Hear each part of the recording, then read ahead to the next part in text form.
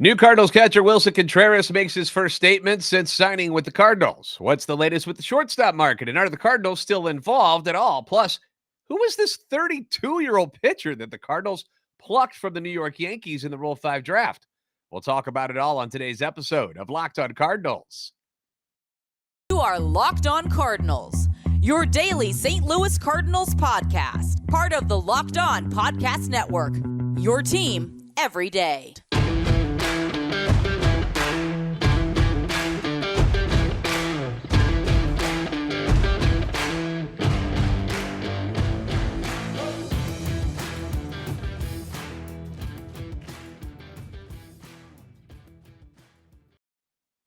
Hey there, Cardinals fans. I'm JD Hafford, and I'm a national radio sports anchor, born and raised in the Lou, and a lifetime Cardinals fan. And I'm your host for Locked On Cardinals, part of the Locked On Podcast Network, covering your team every day.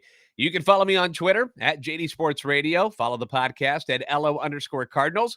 I want to thank those of you who make Locked On Cardinals your first listen every day. We are free and available wherever you get your podcast, whether it be on iTunes or Spotify, Google Podcasts. We're free and available. And then we've also got the YouTube channel, which is going strong. If you are a part of this, be sure to like and subscribe, and be not so afraid to comment down below, because what's happening is that we're getting awesome back and forth between Cardinals fans, and so far so good. I haven't seen any toxic behavior or anything crazy going on there. Everybody seems just eager to chit chat about the Cardinals, especially now that we got some things going on. So don't be shy. Feel free. And I'll try to respond to as many of these different comments as I can, good and bad. It's okay. Whatever your opinion is, nobody's going to hate on you for it. Be sure to hit the notification button so you know when new episodes are posted. This is a show serving Cardinal Nation and giving the best fans in baseball all of the info about the birds on the bat. So yesterday was a big day. The Cardinals made history, agreeing in terms with free agent catcher Willson Contreras, formerly of the Chicago Cubs, on a 5-year, $87.5 million deal, which is the largest financial deal in Cardinals history among players who hadn't previously played for the organization, surpassing that of another former Cub, Dexter Fowler, who signed with the Cardinals for $82.5 million in 5 years back in 2016. Isn't that kind of crazy, though, that out of all the free agents and stuff, you see these crazy numbers that are going on right now. We're 280 million, 300 million, and the Cardinals have gone up 5 million, 5 million since 2016 to give off their largest contract that they've ever given to somebody who wasn't already with them. I find that amazing that it's only gone up $5 million since 2016. And I've seen plenty of fans who don't like this deal compare the Contreras deal with the Fowler deal due to its similarities with the guy's age, coming from the Cubs, being 5-year deals. But let's be honest, Dexter Fowler was never considered one of the top outfielders in baseball, offensively or defensively. He wasn't. Now, Contreras is considered one of the best offensive catchers in all of baseball. Fowler was just a solid player. He really was, coming off a championship season with the Cubs, and the Cardinals thought he could be that missing piece at the top of the order. And most people think that Fowler was terrible while he was in St. Louis, and that's actually not accurate. And he gets a bad rep because of how things ended with the team. But Fowler's first year with St. Louis, he hit .264 with 18 home runs and 64 RBIs. The 18 dingers and 64 ribbies were career highs at that time. And he did that in 118 games. So didn't play a full season and still put up those numbers. Year 2, the injuries got him, and he only played in 90 games, hit a career low 180, 8 home runs, 31 RBIs. But year 3, he bounces back. He hits 19 home runs and 67 RBIs, setting new career highs once again. Batting average, yeah, that slipped, 238, and it did take him 150 games to get those numbers, but still not garbage by any means. It's not like this is just awful stats that you're getting. Then you get the 2020 COVID year, which, whatever, doesn't produce all that well. And then they ship him off to the Angels for 2021 because the team just didn't have a spot for him anymore. They really didn't. They kind of were doing him a solid by sitting him out west to play with the Angels because he would get some playing time there. They would use him, and they were just like, look, you don't have a spot here anymore. And ate the remaining year of that deal. They paid for that. And he lasted only 7 games in LA before he hurt his knee, and he hasn't played since. So you do see the similarities, and honestly, if you can get 18 home runs and 64 RBIs from Contreras this season, I don't think you would be all that angry, would you? If that's what he ended up with, maybe a little disappointed. I know we're hoping for better numbers than that, but 18 and 64, that's not awful for the catcher position, you know? So we hope we get more than that, especially with this lineup. And the fan base appears to be excited about the signing of Willson Contreras, and so does Willson Contreras. He put together a write-up with the Players Tribunes at thePlayersTribune.com, and here's what the newest Cardinal had to say. And he wrote this himself. He starts off talking about Yadi, says, first things first, no one could ever replace Yadier Molina. We all know that. It's impossible. Actually, if there's some word that means even more impossible than the word impossible, that's what it is.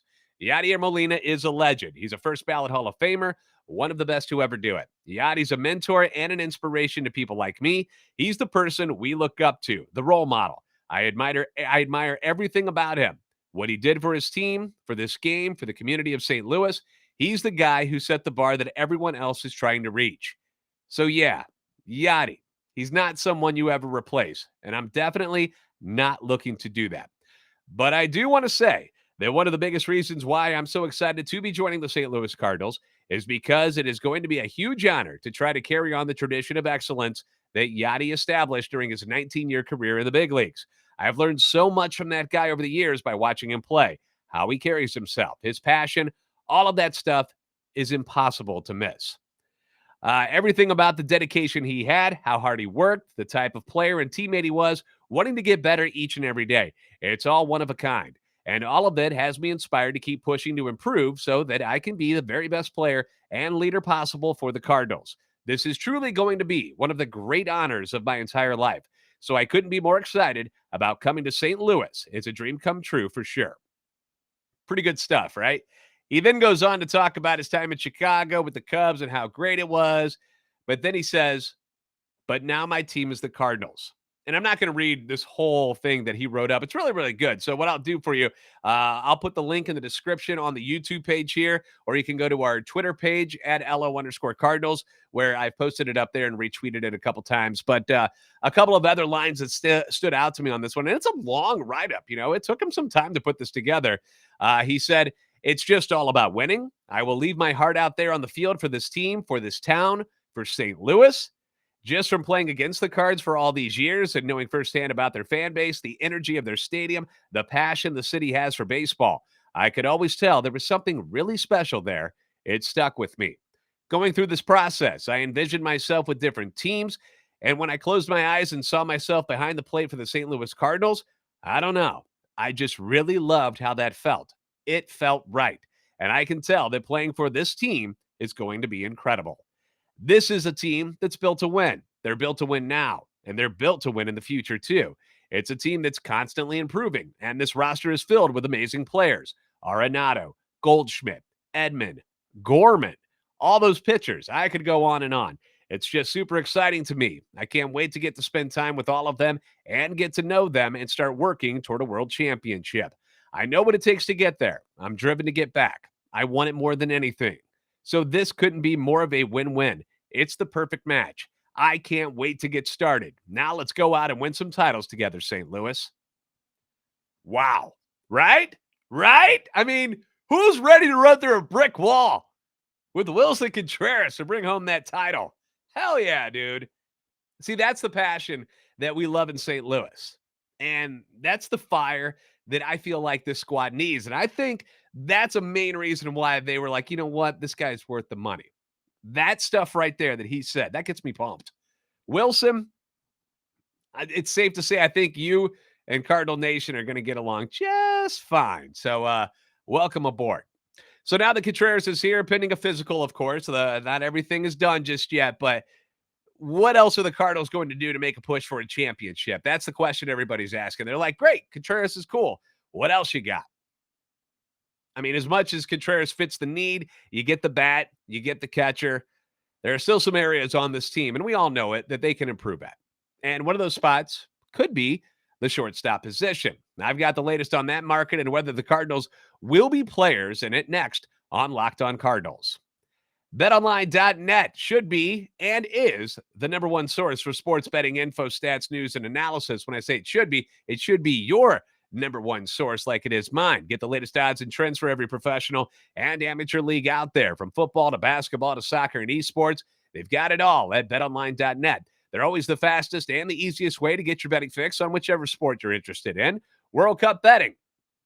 That's something that's huge right now. Obviously, it sucks that the U.S. is not in it anymore, but still, it's been a lot of fun to watch over the last week or so. You've got another week of NFL football, which began tonight. Raiders at the Rams right now. This week, some of the games have stood out to me. Bengals 5.5 favorites at home over the Browns. Only 5.5? Only? I mean, the Bengals have been humming lately, right? Coming off another win over the Chiefs. Eagles by 7 at the Giants. Division rivals. Usually those are pretty close games. I mean, maybe that one's going to be a little bit tighter than 7 points. How about the Lions favored by 2 at home against the Vikings? What? Like, how did that happen? If I read that correctly, I think that's what it was. That's crazy to me. Head to the website today, or you can use your mobile device to learn more. Bet online, where the game starts.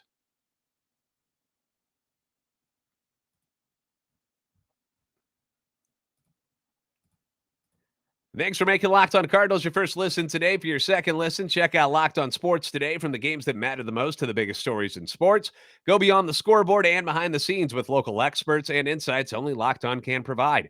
Locked On Sports Today, available on this app, YouTube, and wherever you get your podcasts. All right, I'm rocking my Blues gear tonight. Wasn't looking so good when I first started recording this podcast. I think it was end of the second, 3-1. I don't know what's going on with that team this year, man. They just cannot seem to figure things out and be consistent, can they? All right, back to baseball. So, of the 4 big name shortstops that were available coming into free agency, only 2 of them remain. Trey Turner signs a 9-year, $300 million deal with Philly. And then late last night, a bombshell gets dropped when the Padres grab former Red Sox shortstop Xander Bogaerts on an 11-year, $280 million deal. And the Padres were reportedly in on Trey Turner. They reportedly put an offer out there for Aaron Judge, failed to land them. So they weren't taking any chances on losing Bogaerts. And, people, the first question was like, why? What? Huh? They already have a shortstop. His name's Fernando Tatis Jr. And he's pretty darn good when he's playing and healthy. He got hurt and then he got suspended. And people were asking, what's going on there?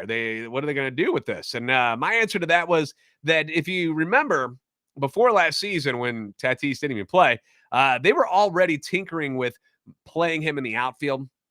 They were saying they wanted to do that to kind of alleviate some of the wear and tear on his body that he was suffering from when he was playing shortstop. Remember, he's got that shoulder issue and it keeps popping out. And it happened a few times while he was making plays at shortstop as well as just swinging the bat. So I think that's probably what's going to happen. He's going to end up being in left field or right field if they move Juan Soto over to first base, which has been talked about. I don't think it means that they're going to trade him. I don't think that's what this signals. I really don't. I don't think they're to that level yet. John Denton from MLB.com tweeted this out. If the Padres try and trade Fernando Tatis Jr. and the shortstop waives his no trade clause, would the Cardinals re-engage the shortstop market? He says not likely after committing $87.5 million to catcher Willson Contreras, but Tatis's $25 million AAV is a relative bargain. Contracts and prospects would need to be dealt. So Denton doesn't exactly shut the door on the idea that if Tatis Jr. became available, that the Cardinals would just be like, nah. But does Fernando Tatis Jr. seem like a St. Louis Cardinal to you? Does he seem like the kind of guy that the Cardinals would want in their clubhouse? I mean, you've seen him getting yelled at by Manny Machado in the dugout, all of the different injuries, the suspension, talented beyond belief. And we know we liked his dad when he was in St. Louis, right? But he's been kind of a headache in San Diego, and perhaps something like this is just insurance in case something doesn't work out with Tatis Jr. If something stupid happens again. Also, Manny Machado, I believe, has an opt-out after this season. So if he decides that, hey, I'm going to take my chances on the market again, they can slide Tatis back to shortstop, move Bogaerts over to third. So some insurance in case that happens too. As far as names like Carlos Correa and Dansby Swanson, who the Cardinals seem linked to a couple of days ago, Jim Hayes at Valley Sports Midwest spoke with Mo Zaylock, and when asked about any other deals in the shortstop market, I'm going to paraphrase here because I don't have like the actual quotes in front of me. I just, watched the video. He mentioned that they'd been in discussions over the last couple of weeks about some trades. They spoke with some pitching that was out there on the market, but that hasn't been a situation that they've been able to bring to a conclusion. Said there's plenty of time, though, before spring training if they need to do some things to improve the club. At shortstop, he spoke about Tommy Edman and how Tommy did an excellent job for them at short, and how that wanting to give more opportunities to Gorman and Donovan, that getting a shortstop would just complicate the mix. He also said to remember what they have in the minor league system, and with how Mason Wynn performed, he's someone that's coming and that they have high expectations for, and that ultimately they feel protected up the middle. And that's something we talked about coming into the offseason. That's why it kind of shook all of us when you started to hear Cardinals are interested in Dansby Swanson. And you're like, wait, whoa, are they really going to go for that? And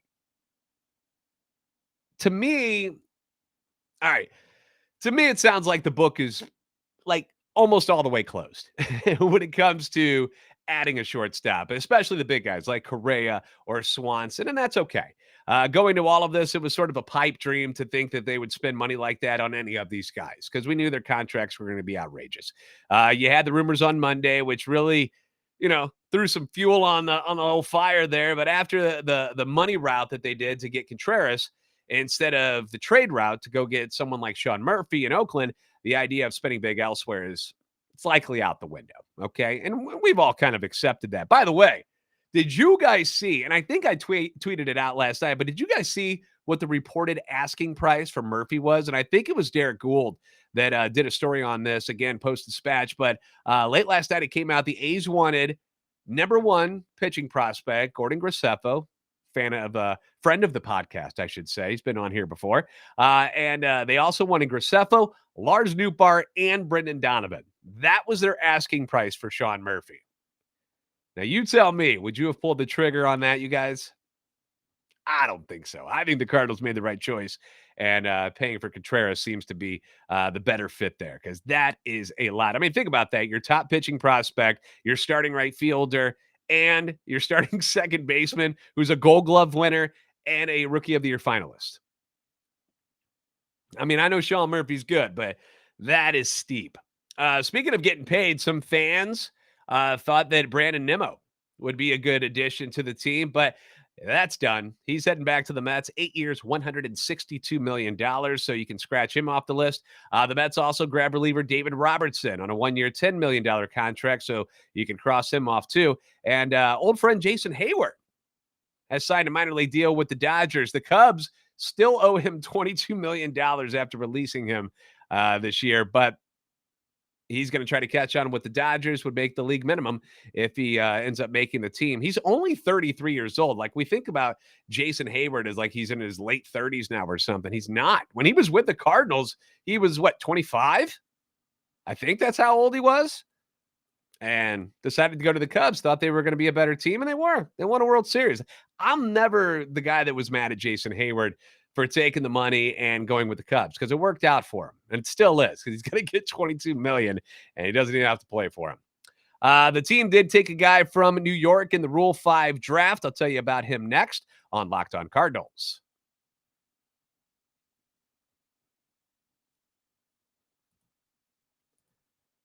So last night with the 25th pick, the Cardinals grabbed 32-year-old reliever Willson Rodriguez from the Yankees farm system.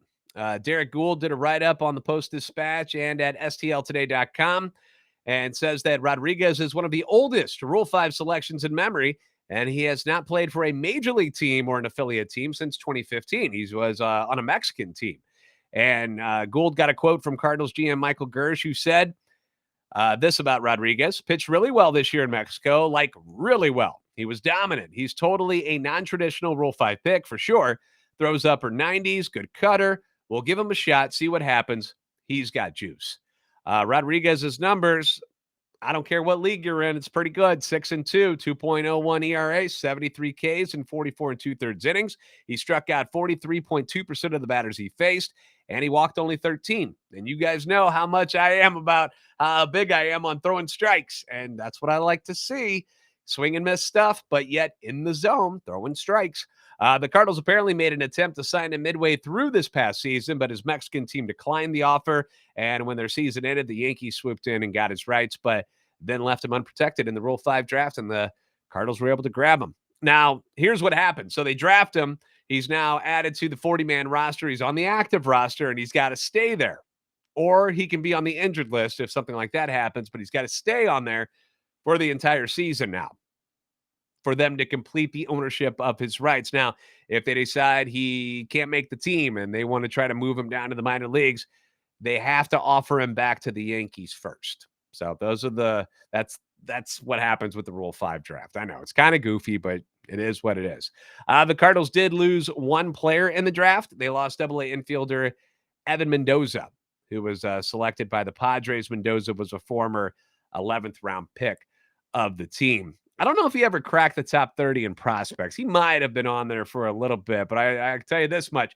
He is on MLB The Show in the franchise mode, and he never made it up to the pros in any of my seasons. By the way, I know it's dorky, but I traded for Willson Contreras in my franchise. I actually did this back in October because I had a good feeling he might be on this team. The dude looks good in red, man. He looks good in red.